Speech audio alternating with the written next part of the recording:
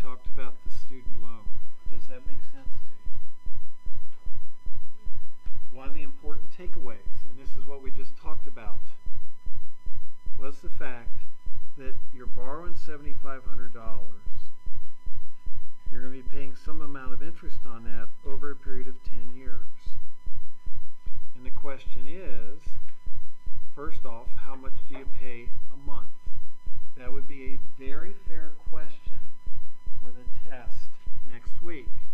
Now, the thing to remember is read the label. What does the label say for this formula? It says this formula will compute a payment. Okay, so that's the correct formula. Be sure that you plug the numbers in correctly. Be sure that on this formula that you include the negative on that exponent. It will change the answer dramatically. When you get an answer, please make sure it makes sense. Okay? In past years, I've done things where, like with this, it's about $7,500 that you borrowed. And people will come back with the monthly payments $147,630. Really? You want to pay that much a month for 10 years? You know how many millions of dollars it is you're paying on a $7,500 loan? Make sure the answers make sense. Stop and think about it for a moment. Does it really make sense that if you borrow $7,500 you'd have to pay $147,000 a month for 10 years? I hope not. And usually it's some silly little thing in the formula that needs to be tweaked. Okay, so the other day we talked about this. We found that it would cost $95 a month to pay it back. Okay. The next question then would be, okay, over 10 years, how much do you pay back total? Remember, we just talked about that as well. Well, 10 years, 12 payments a month, each payment's $95. The total amount paid back is $11,400. Please make sure when you're reporting these amounts of money that you don't give me 0.20375622298. That's silly. You know how to discuss dollars and cents. Okay, so discuss them intelligently in your answers.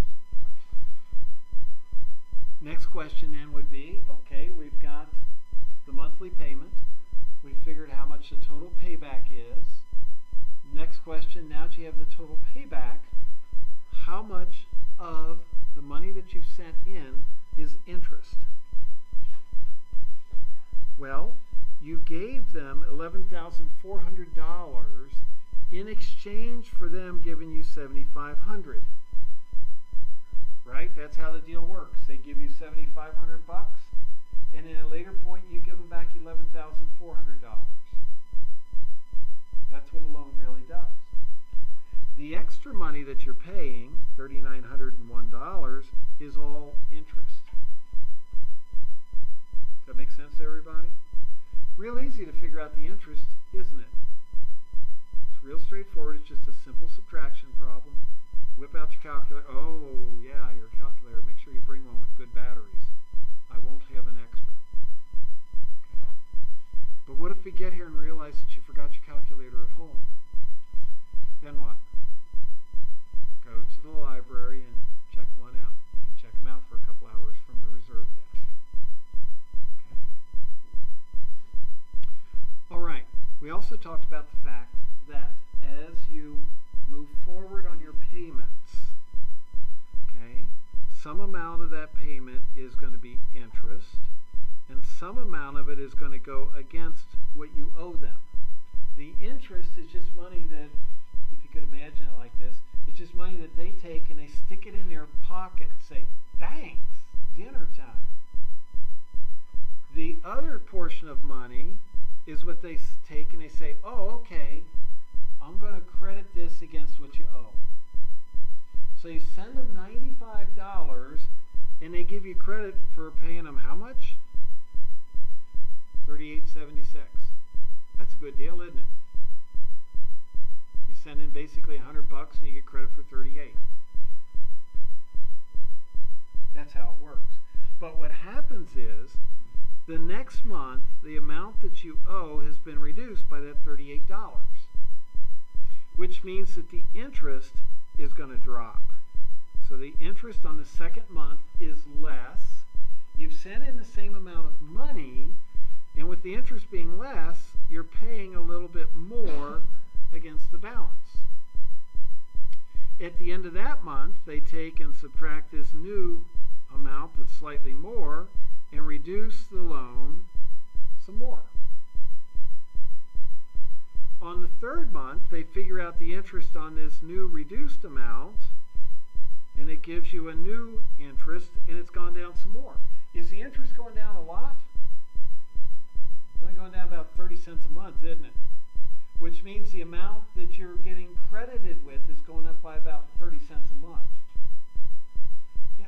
So why did that change from 56.25 to 55.96? Because less money is owed, you now owe $47.61. And the interest on $47.61 is going to be slightly less. So the interest is going to be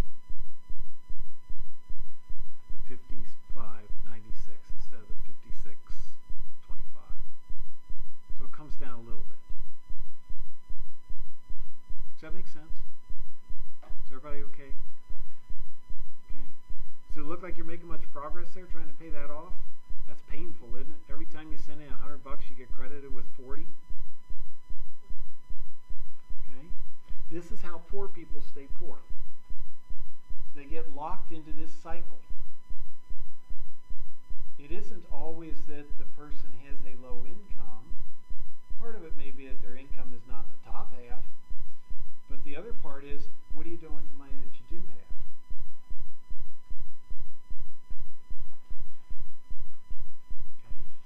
Aha, here we go. As far as I'm concerned, straight from the devil himself. A credit card is nothing but a fast way to get bank loans. It's pre-approved bank loans. And you just go around with this little card that says, I'm pre-approved for a bank loan. I'm going to take a bank loan out for a quarter pounder. That's what credit cards are. They are pre-approved bank loans. And the little card just says it's okay, give them the loan. We'll cover the loan, give them whatever it is they want.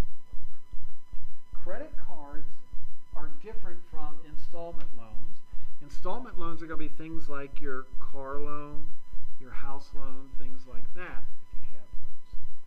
Installment loans pay the same amount each month. Every month when your mortgage is due, it's another $1,135 or whatever it is. Same amount every month for 30 years.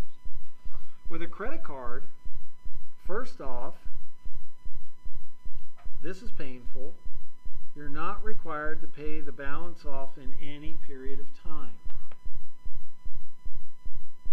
With a house loan, you know that 30 years later that house is yours. With a car loan, you know that 5 or 6 years later that car is yours.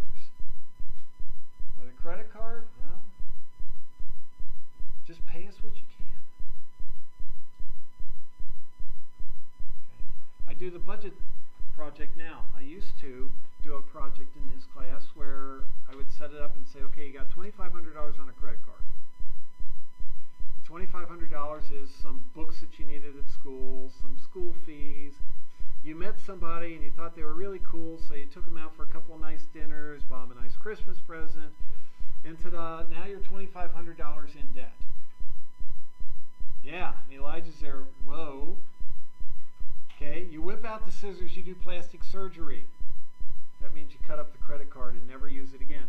If you cut up the credit card, does that mean that the account is closed? No, you still owe them $2,500. Okay, so you got this $2,500, and I ask folks, set up a spreadsheet and make the minimum payment every month on $2,500. And I would go to whatever the current legal minimum payment amount is and throw in like 18 or 21% interest, which is about where credit cards are. And ask them, figure out, how long is it going to take you to pay this credit card off? if you just do the minimum that's required, you know how long it takes to pay off $2,500? Okay, it depends on the percentage, if it's 18 or 21, and I would vary it, but somewhere between 25 and 30 years. What, credit card? Credit card. And this is a credit card that you've cut up and you're not putting another penny on it. Yeah. Credit cards aren't actually always that bad if you know how to use it right. Like my sister only uses her credit card on stuff that she knows she can pay off with her debit card to get her score higher. And she does that. Okay, yeah, that's where I'm going to head. Yep. You've got to, yeah, you've got to be careful with them. It's like a car. Is a car just strictly dangerous? No. People want them because they have use to them, but you got to be careful. If you take a credit card, and the way Becky and I use ours is we always pay off the full amount every month. Always.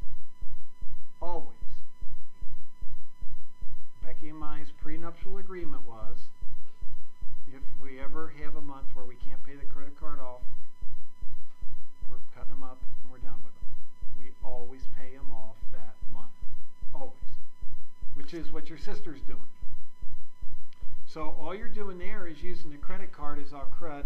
I was caught without the cash, but it's something I was going to buy anyway.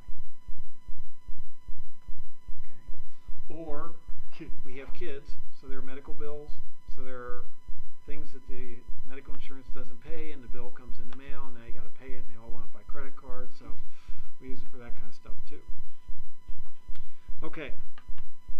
Other than that, credit cards are not to finance things that you can't afford. If you can't afford it, guess what? You can't afford it. That's right. Don't buy it. So, with this credit card example, 25, 30 years to pay off books, to pay off some presents, some stuff like that. Where are you going to be 30 years later? Okay? This is saying that they graduated.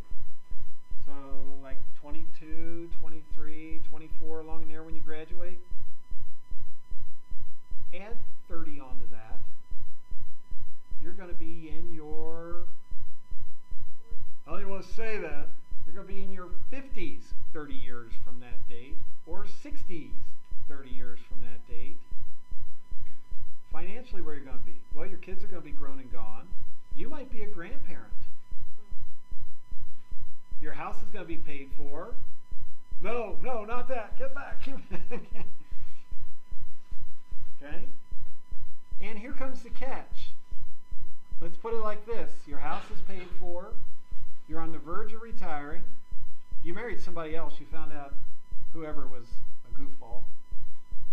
You got grandkids, and you're still paying for dates from old what's her name or what's his name. Literally, that's what's happening. You're still paying for dates from somebody you can't even remember.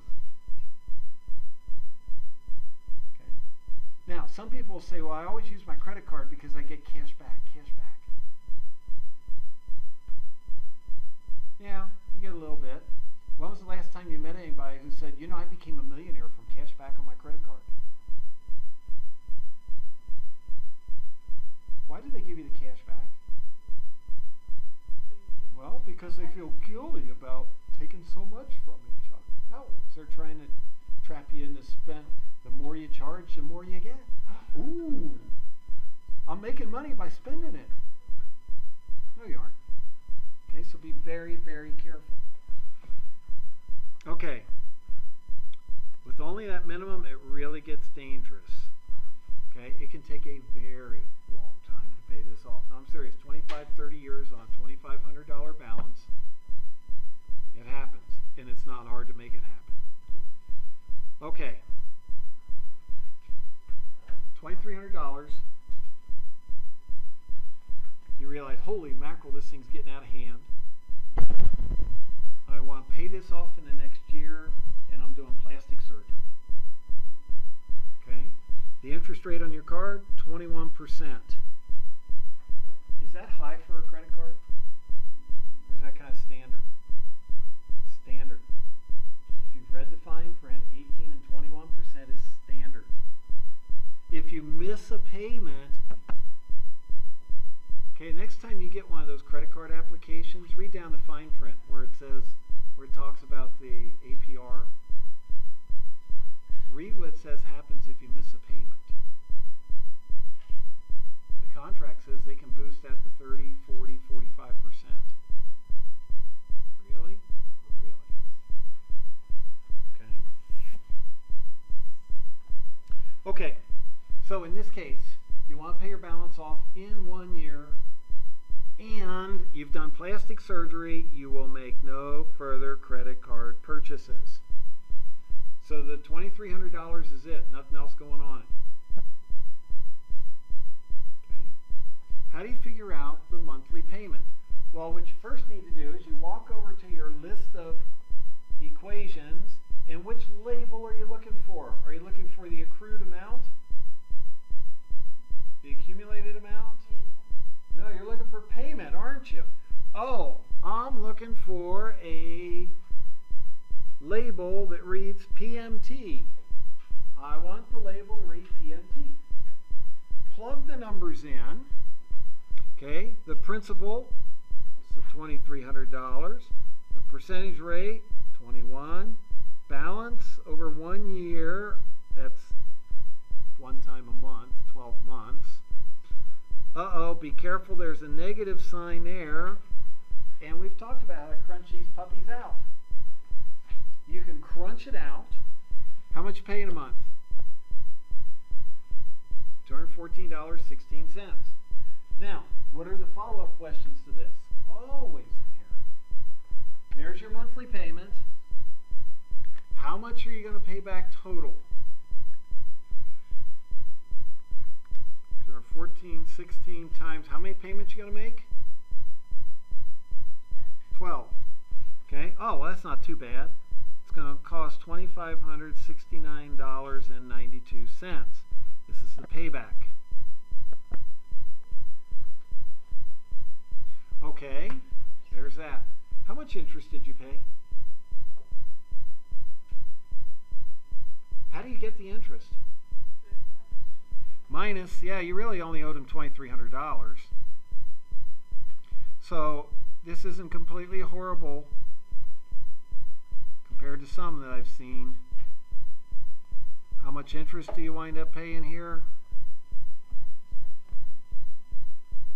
Okay, yeah, $269.92. You pay $270 in interest over the year's time, which doesn't sound horrible, but you know what? What else could you do with $270? Okay, that's in their pocket now, not yours.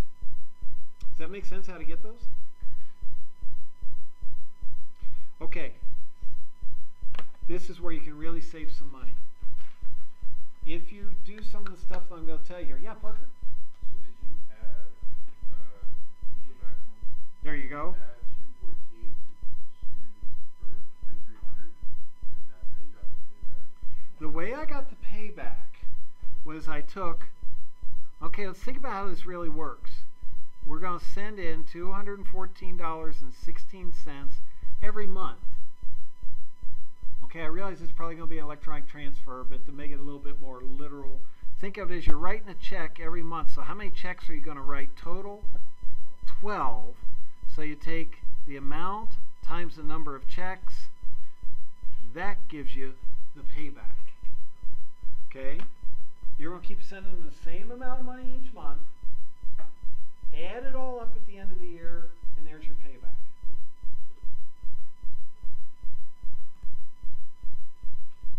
Mortgages. If you listen to and do what I tell you here today and Friday, you will save more than enough money to pay for your entire college career. I mean every single bit of it. Okay? Becky and I, we've bought two things. We bought a house, we bought a farm. Between the two things, we've saved close to $400,000 in interest. That's a lot of money. In fact, that's more than we paid for the farm. Okay? First off, when you go to buy a house, the loan is called a mortgage. There are a variety of places you can get them from. There are mortgage companies where basically all they do is mortgages. There are banks. There are credit unions. There's all kinds of stuff. To cover all of them and without repeating them all the time, I'm just going to say the bank. But you know what I think about banks. You're better off with a credit union. Okay, this is going to be an installment loan. What does that mean when we refer to it as an installment loan? Every month is going to be the same amount due for a set period of time. An installment loan is the same amount every month for a set period of time. Mortgages, typically 15 and 30 years. They're getting more flexible now. They'll do a 20-year with you. Sometimes you can just pick how long you want it to be. Okay? All right. When you go to buy a house, you need to show up with some money. When you go to buy a house, you need to have what is called a down payment. A down payment is intended to show the bank that you are responsible enough with your finances that, you know what, I can save some money up to help pay for this thing. What you really want to do, it's your decision in the end, you really want to show up with 20% of the purchase price in your hand. The reason is, if you have less than 20%, the bank says, you know, I don't know if we can trust you. You don't have a whole lot of money in this deal. Because you don't have a whole lot of money in this deal, if you just disappear in the middle of the night, we could lose a lot. What if you trash this house and walk away? We are in trouble.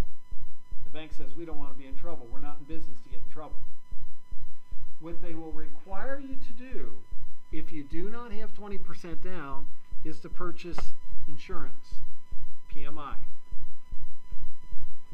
Well, that's cool. It's mortgage insurance. Cool. Wow.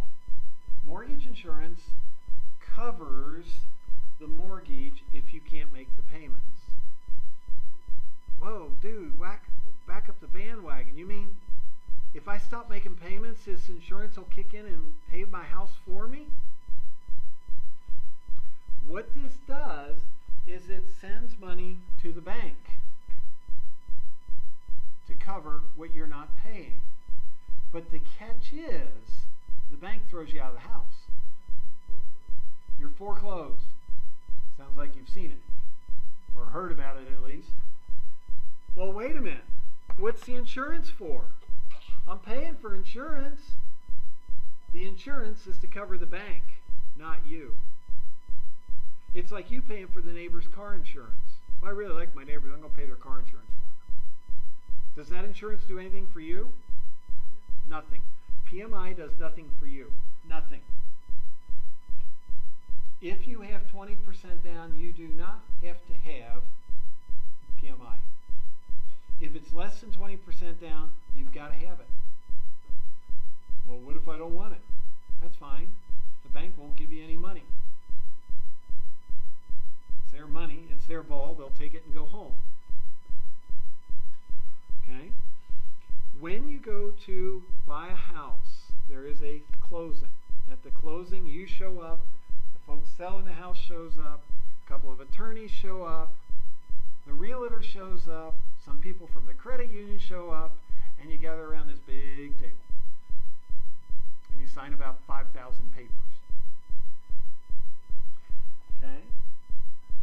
Because all those people are there, including attorneys and all kinds of stuff, do attorneys show up for free? Okay? You got to pay them. There are closing costs that are associated with getting the loan. One of the things that's paid for in those closing costs is the work the attorneys do. Part of what's done, and that comes under these direct fees, part of what's done is an appraisal on the house. What's an appraisal? The bank pays somebody to go out and look at the house. Okay, please. And it's an inspection. Okay, that's separate. That's okay. Okay. When we bought our house, we paid $174,000 for it. They sent an appraiser out to look at the house, to look at the neighborhood, to see how much similar houses in the neighborhood were selling for. It was kind of difficult because our nearest neighbor across the street's a quarter of a mile away, so the neighborhood isn't real packed. Okay? They did an appraisal and they come back to the bank and they say, this house is worth $182,000. The seller agreed to give it to him for, didn't give it to us, sell it to us for $174,000. So the bank says, great, it's worth more than what we're putting down. Fine. What if the house would have appraised at $140,000? Would they have given us the loan? That one's not happening. Okay? So there's an appraisal that has to be done. There's a credit check that has to be done. Who's the credit check on? You. Yeah, but I can just whip out my phone and show them. No, we're talking about a professional credit check. The real deal. Okay? There are all kinds of forms that have to be made up. All this stuff costs money. Who pays it? You do. Fairly reasonable closing costs, $1,500. When you show up to the closing, you've got one check already made out. For us, it was 20% of this amount, so that's $34,800. Okay? When we showed up, I had one check,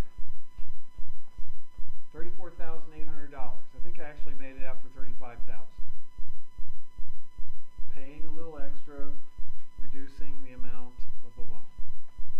Then I had to have a second check. You know what that second check was for? $1,500. Because who has to pay for the appraisal, the attorneys, the credit check, and all that? If there's a house inspection, you do. You mean when we bought the house, even though the bank, the credit union was giving us a loan, we had to show up with $36,500? Yep. And we coughed it up right then and there. Now, what they will do sometimes, they being the bank, is they'll say, dude, these closing costs, this is going to be another $1,500. Chuck, do you have another $1,500? No, I barely got enough to make my down payment, my 5% down. Ooh, 5% down, that's not good news. It's great news for the bank. Well, I'll tell you what we can do, Chuck, we'll help you. We'll take these closing costs and we will roll them into the loan. What does that mean? That means the loan now is for another $1,500, isn't it? They just found a way to sell you more money. And how long is it going to take you to pay off that $1,500? Well, that's part of your 30 years.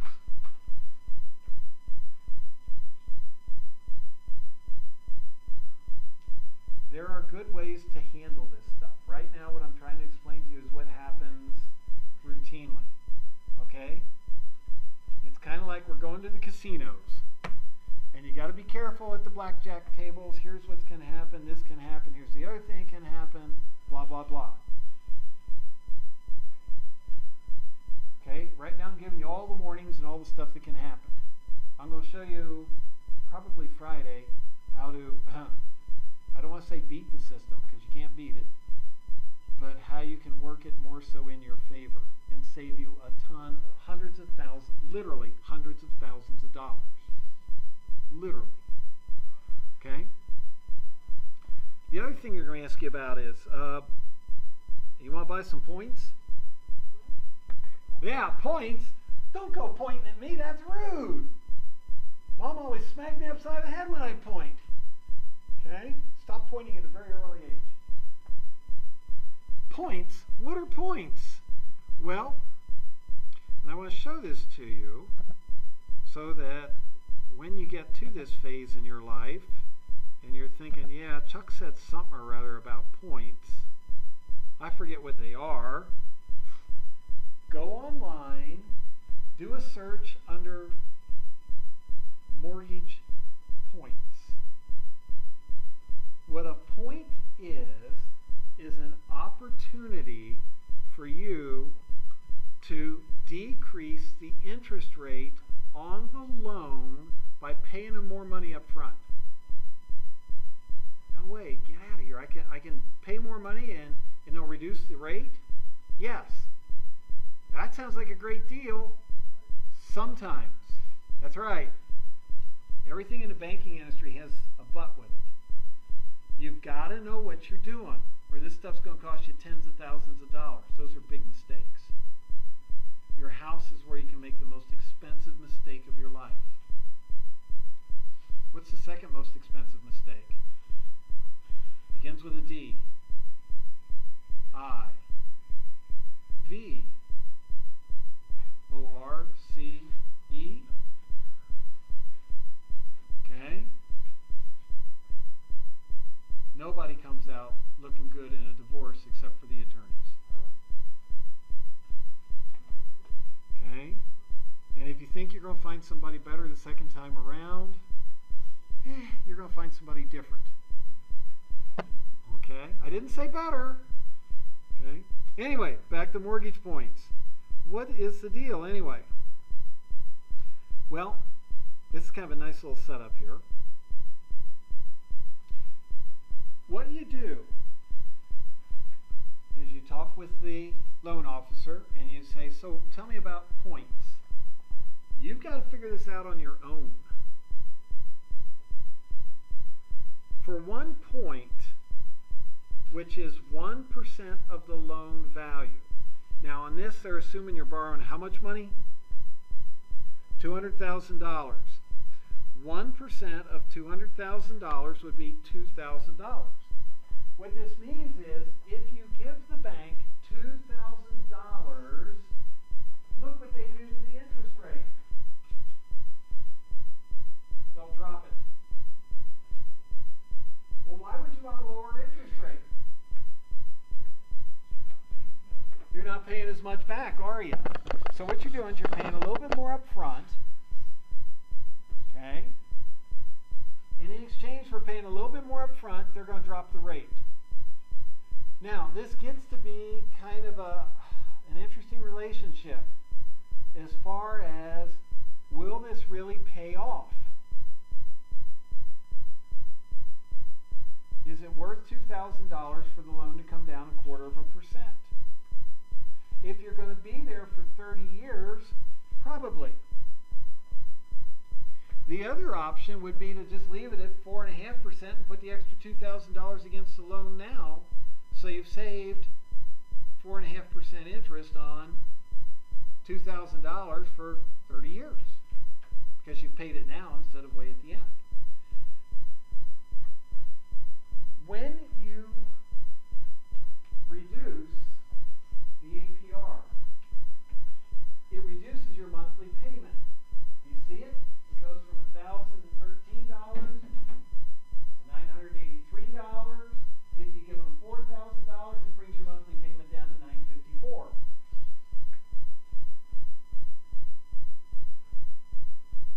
Okay? Basically, each point in this example drops your monthly payment about 30 bucks. That's $360 a year. Okay? If you think about it on your monthly budget, some of you could use another 30 bucks a month.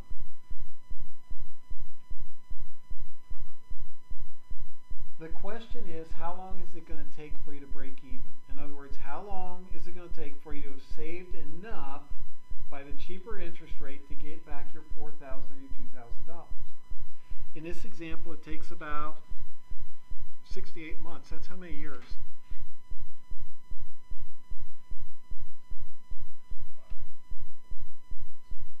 Yeah, 5 and some change, about 5 years, 8 months, a little less than 6 years. Okay? So it's going to take almost 6 years, but not quite. to get your money back. Now here's where you got to start thinking. Okay, I'm a new exec at P&G. Am I going to be in this house for 6 years? You're at P&G, a new exec? You ain't going to be there any 6 years. What's P&G do with their new execs? They move them a lot. About how often? Yeah, every 3 or 4 years. You're moved. That doesn't mean from Cincinnati to Dayton. That means from Cincinnati to Chicago, or Cincinnati to London, or, whoa, London, not London, Ohio, that's London, England. If you're only going to be there for a couple of years, don't buy a house. Rent. But dude, I'm not making any money by renting. I'm just giving it away. I know. But the catch is, geez, there's a catch to everything.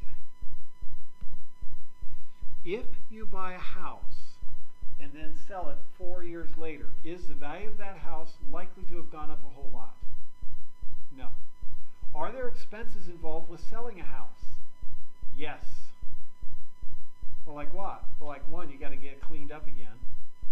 And you might spend thousands of dollars on the house to get it looking good. How do you spend thousands of dollars? Well, some of the landscaping needs to be redone. $3,000 to $5,000 easy. Sell the house on your own? Who do you usually involve when you sell a house? Realtor, real estate agent. Well, that can't be that much. They want usually 6 to 8%. Okay, we were talking $200,000 here. Let's split it down the middle. 7%. Let's say the commission for the realtor is 7%. How much do you have to pay to the realtor for selling your house? 7% of $200,000 is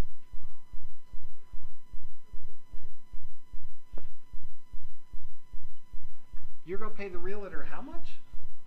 $14,000. That's nothing out of the norm. That's standard. Well, dude, doesn't the buyer pay that? Nope, that's the seller. Now, in order to even break even, your house has to go up in value, this $14,000. It has to go up in value whatever amount it's going to cost you to repair it. And remember, that whole time you've been living there, you've been paying property tax, haven't you? The answer is yes. Otherwise, the government will have thrown you out by now and taken the house away. So the house has to go up in value enough to cover the realtor, the repairs, the real estate taxes. It's really hard to get that back in 3 or 4 or 5 years. Really hard. So if you're just going to be there for a short period of time, you're way better renting. Does that make sense?